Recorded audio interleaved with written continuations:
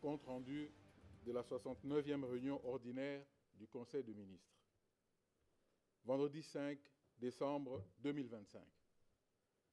Sur instruction de son Excellence, Monsieur le Président de la République, chef de l'État, Félix Antoine Tshisekedi Tshilombo, la Première ministre, chef du gouvernement, Judith Suminwa Tuluka, a présidé ce vendredi 5 décembre 2025 à la Cité de l'Union africaine à Kinshasa, la 69e réunion ordinaire du Conseil des ministres du gouvernement de la République.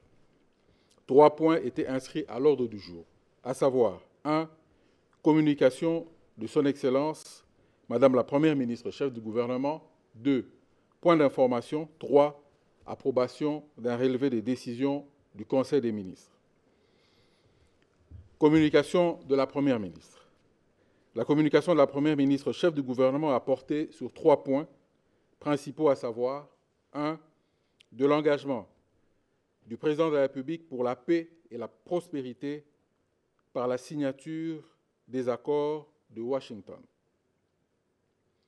La Première ministre a commencé par rendre hommage au nom du gouvernement et en son nom propre à son Excellence, Monsieur le Président de la République, chef de l'État, pour l'étape majeure qui a été franchie le jeudi 4 décembre 2025 avec la signature à Washington des accords historiques de paix et de coopération économique entre la République démocratique du Congo, les États-Unis d'Amérique et le Rwanda. Elle a souligné que cet entérinement, qui vise à consolider les efforts diplomatiques engagés et à faire progresser le cadre de coopération pour une pacification durable de la région, s'inscrit dans la continuité des initiatives du Président de la République dans la quête inlassable de paix, de stabilité et de rétablissement durable de la sécurité dans notre pays. Ces initiatives sont marquées par la défense de la souveraineté nationale et la recherche constante des solutions justes et durables. Dans cette perspective, la Première ministre a réitéré l'engagement responsable et déterminant de son gouvernement à accompagner ce tournant historique par un suivi rigoureux des obligations assignées à notre pays. Cette évolution, a-t-elle martelé, ouvre une ère nouvelle pour la République démocratique du Congo, une ère fondée sur l'espoir d'un climat apaisé, la relance économique, la crédibilité renforcée dans notre diplomatie et un partenariat international plus solide et durable. L'acte posé hier à Washington ne constitue pas seulement une formalité. Il représente un pas décisif dans la marche collective de notre pays vers la paix, la normalisation et la prospérité. Ces accords, comme l'a rappelé le chef de l'État, s'inscrivent dans l'optique de garantir l'intégrité territoriale du pays et sécuriser l'ensemble de notre population, car la République démocratique du Congo est unie et indivisible, a insisté la Première ministre. Enfin, elle a également rendu hommage à toutes les victimes de cette guerre depuis 3 décennies, ainsi qu'aux vaillantes forces armées et à tous les volontaires qui ont donné leur vie pour la défense de la patrie. 2. De l'accélération des travaux de la COPIRAP et de l'urgence d'une action rapide. La Première ministre tient à l'accélération de la mise en œuvre des travaux de la commission interministérielle chargée de la rationalisation de la parafiscalité, COPIRAP, après son lancement en septembre 2025, afin de répondre à des enjeux majeurs pour l'État, à savoir le redressement des finances publiques qui s'inscrit dans les engagements du Président de la République, chef de l'État. La rationalisation, la prévisibilité de la fiscalité et de la parafiscalité essentielle pour l'amélioration du climat des affaires, la mise en œuvre des engagements pris vis-à-vis du Fonds monétaire international et de la Banque mondiale afin d'améliorer la gouvernance et l'efficacité de la collecte des recettes fiscales et parafiscales. Ainsi, l'accélération des travaux de la COPIRAP devra permettre la production des livrables indispensables attendus avant 2026. L'inventaire complet des actes parafiscaux, l'élaboration d'une nouvelle nomenclature harmonisée et l'évaluation de la pertinence des organismes concernés. Pour ne pas compromettre la crédibilité du gouvernement, freiner l'amélioration du climat des affaires et entretenir une inefficience budgétaire, la Première ministre a appelé à l'urgence de répandre les travaux et de finaliser la feuille de route visant à rationaliser les structures et à optimiser l'utilisation des ressources publiques. À cet effet, elle a instruit le vice-premier ministre, ministre du Budget, ainsi que le ministre des Finances, chacun dans ce qui le concerne, à prendre toutes les dispositions nécessaires pour assurer le financement et la reprise immédiate des travaux prévus dans le premier cycle des activités du COPIRAP et de lui en faire rapport régulièrement. De l'urgence d'assurer l'intégration de tous nos concitoyens vivant avec handicap. La célébration le 3 décembre 2025, aux côtés de quelques-uns de nos compatriotes, de la Journée internationale des personnes vivant avec handicap, était une occasion pour la Première ministre de rappeler avec force l'engagement du Président de la République de bâtir une République démocratique du Congo qui intègre tous ses concitoyens sans exclusion et qui reconnaît la singularité et la dignité de chacun. Soulignant que le gouvernement porte cette vision du chef de l'État qui consiste à garantir l'accès à l'éducation et aux soins de santé pour tous, et elle a décrié un phénomène qui prend de l'ampleur dans nos villes, nos écoles et dans nos familles.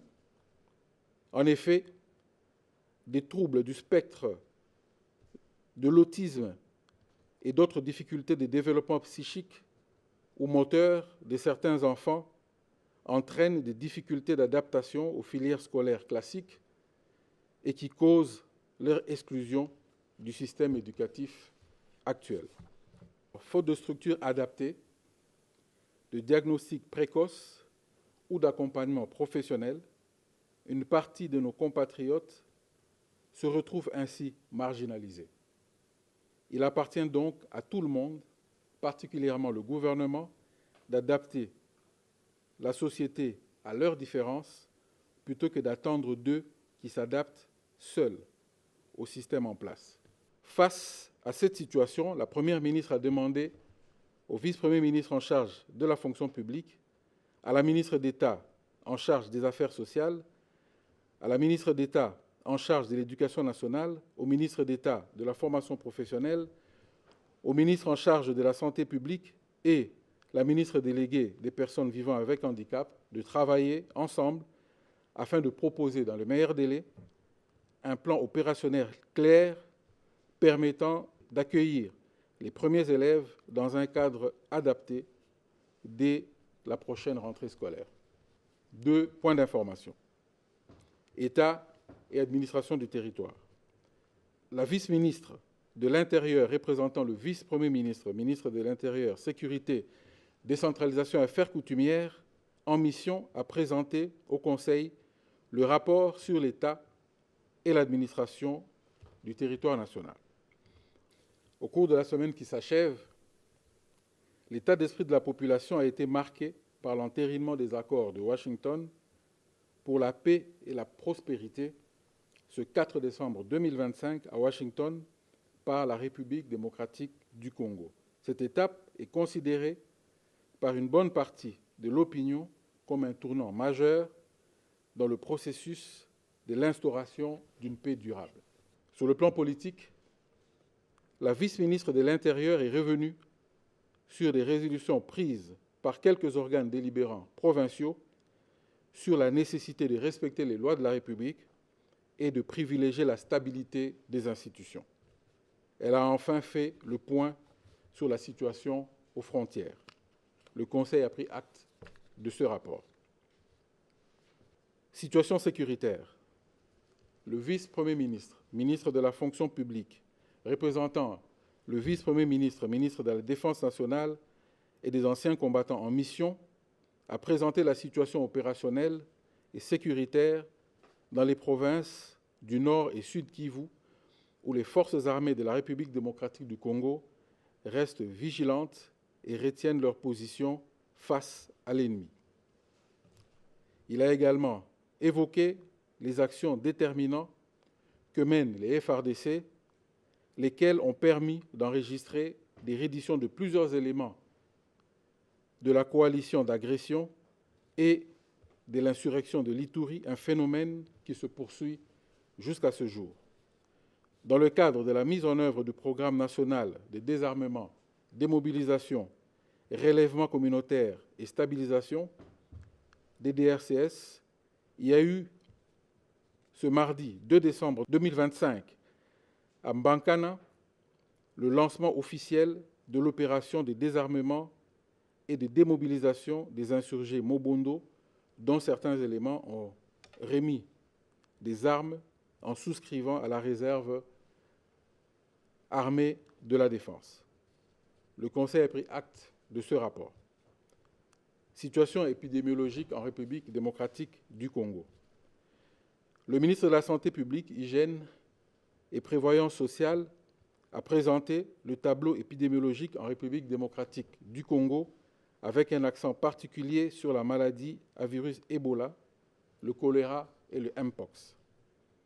Elle a annoncé que son ministère a déclaré officiellement, le 1er décembre 2025, la fin de la 16e épidémie de la maladie à virus Ebola à Boulapé, dans la province du Kasaï, après 42 jours sans nouveau cas. Cette cérémonie a connu la participation de la Première ministre, chef du gouvernement. Au sujet du choléra, la tendance à la 47e semaine épidémiologique a été marquée par une augmentation du nombre de nouveaux cas passant de 1007 à 1218 cas suspects, dont 6 décès. Il a été notifié 55 nouveaux cas suspects à Kinshasa au cours de la même période. En ce qui concerne le Mpox, par rapport à la semaine passée, la tendance à la 47e semaine est marquée par une hausse du nombre de nouveaux cas de 370 à 614.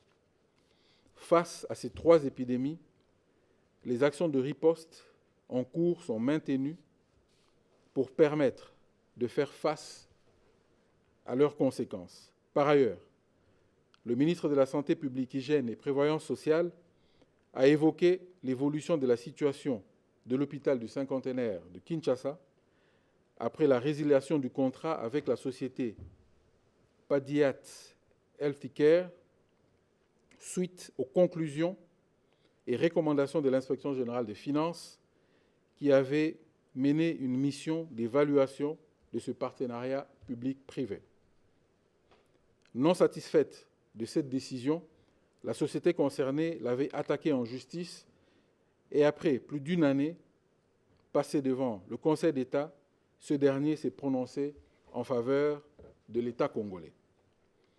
Faute pour la société précitée d'exécuter volontairement la décision de la justice et sur réquisition du procureur général près le Conseil d'État, la force publique a procédé à l'exécution forcée et un nouveau comité de gestion provisoire a été installé.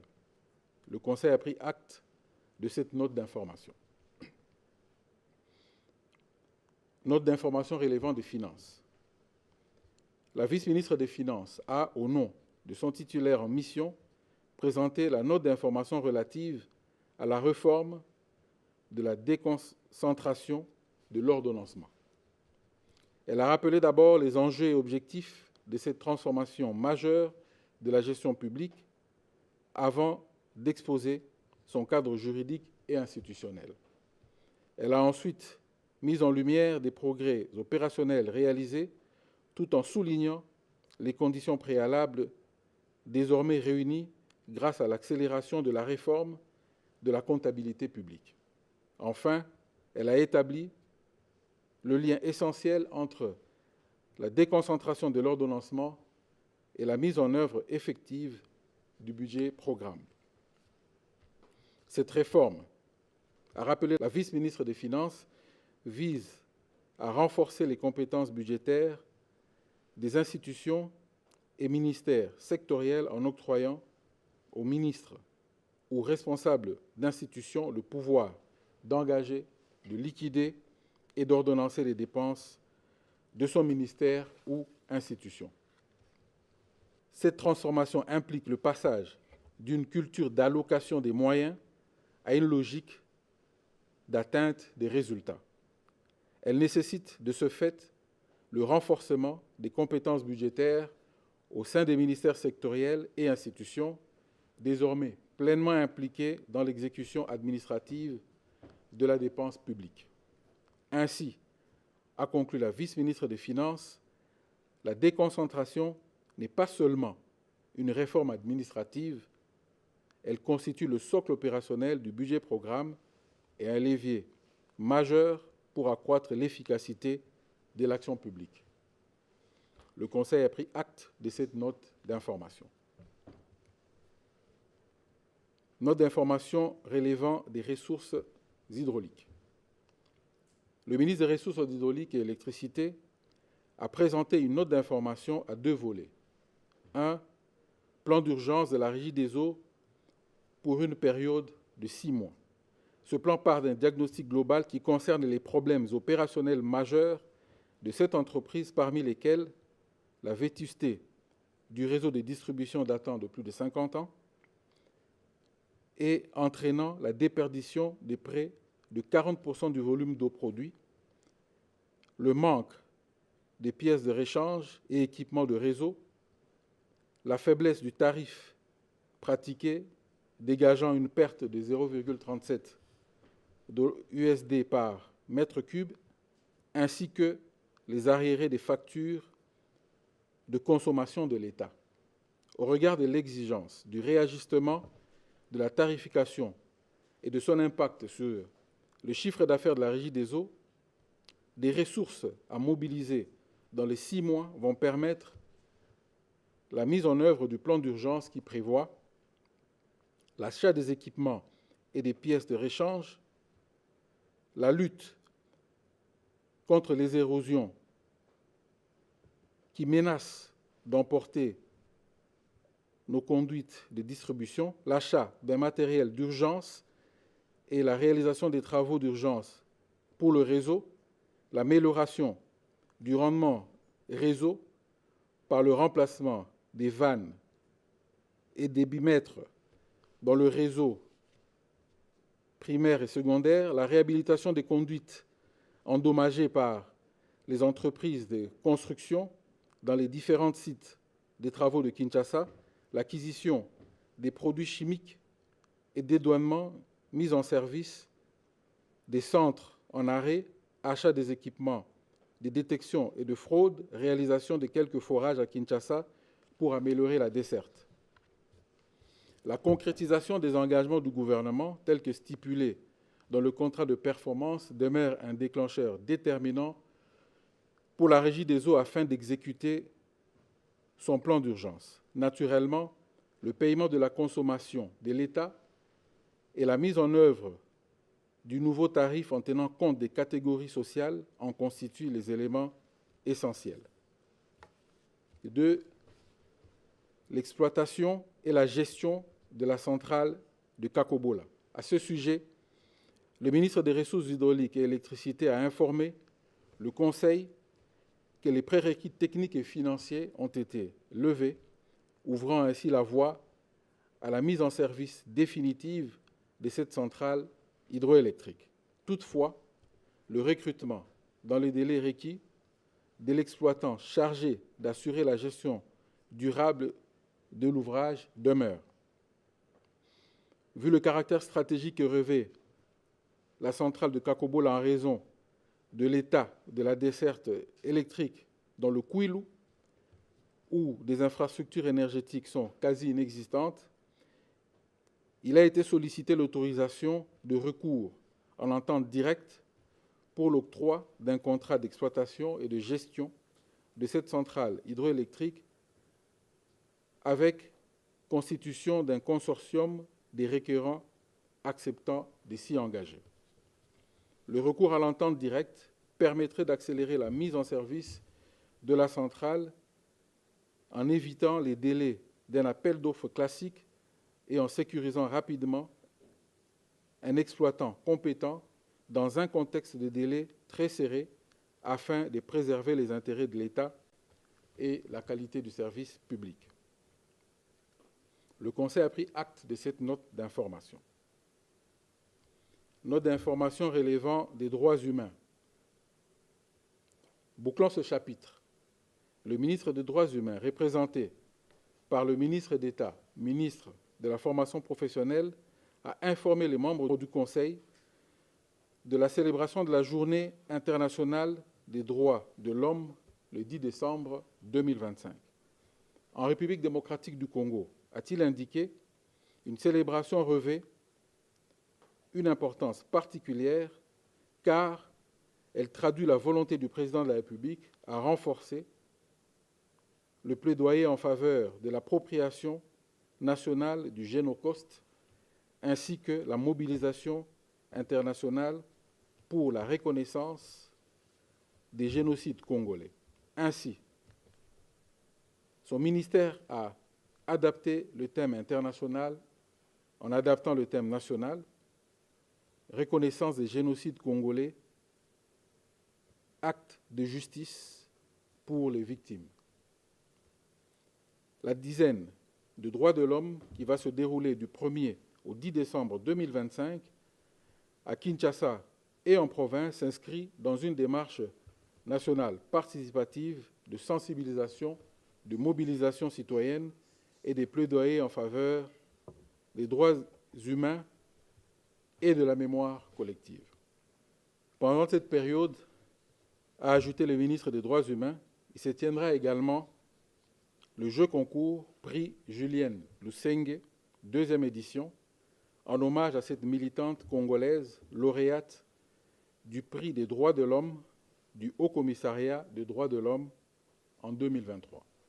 Par ailleurs, cette 2e édition prix Julienne Lusenge mettra l'accent sur la valeur positive et concrète des droits humains dans le contexte congolais, en valorisant le travail et le rôle des défenseurs des droits humains, notamment dans les provinces affectées par les conflits. En organisant la commémoration dans tous les chefs-lieux des provinces, a conclu le ministre des Droits humains, le gouvernement affirme sa souveraineté, consolide son autorité, renforce la visibilité de son action et confirme son leadership dans la promotion des droits de l'homme sur l'ensemble du territoire national. Le Conseil a pris acte de cette note d'information. 3.